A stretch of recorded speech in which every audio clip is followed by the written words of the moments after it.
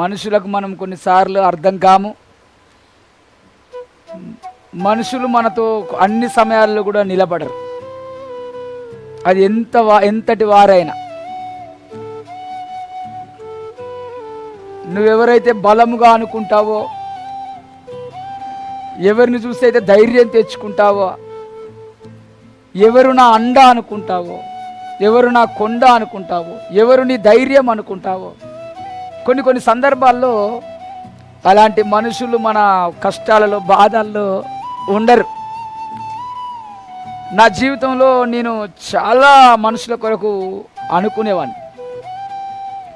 ఈ పరిచర్యలో కావచ్చు, కుటుంబాల్లో కావచ్చు, సమస్యల్లో కావచ్చు, పలానా వారు నాకు తోడుగా ఉంటారు, పలానా వారు నాకు అండగా ఉంటారు, పలానా వారు నన్ను కాపాడుతారు, పలానా వారు నాకు నా పక్షాన నిలబడతారని నేను ఎంతో మంది కొరకు నేను అనుకునేవాడిని. కానీ తీర సమయానికి వారు నాకు తోడుగా ఉండేవారు అసలు కాదు. ఆ సమస్య అంతా అయిపోయిన తర్వాత వాళ్ళు వస్తారు, ఆ బాధలన్నీ తీరిన తర్వాత వస్తారు. అయ్యో బాధలో ఉంటాడు అనుకున్నానే, కష్టంలో నా పక్కన నిలబడతాడు అనుకున్నానే, కానీ లేరు. ఏ వ్యక్తి అయినా అంతేనండి, ఏ మనిషి అయినా అంతే. నా జీవితంలో జరిగిన అనుభవాలు ఉన్నాయి, మీ జీవితంలో జరుగుతూ ఉన్నాయి. ఒక్కటి మీకు అందరికీ నేను ప్రేమతో తెలియజేస్తున్నాను, అన్ని సమయాలలో మనకు తోడుగా ఉండేది ఒక యేసుక్రీస్తు మాత్రమేనండి. హల్లెలూయా.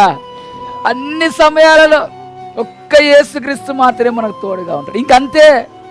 కొన్నిసార్లు నీ భర్త కూడా నీకు తోడుగా ఉండరు, కొన్నిసార్లు నీ భార్య కూడా నీకు అర్థం చేసుకోలేదు, తోడుగా ఉండరు వారు.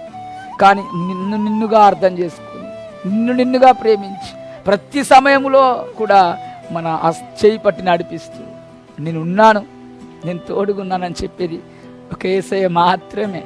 అందుకే నా యేసయ్యకు నేను నిండు మనసుతో కృతజ్ఞతలు చెల్లిస్తా ఉన్నాను.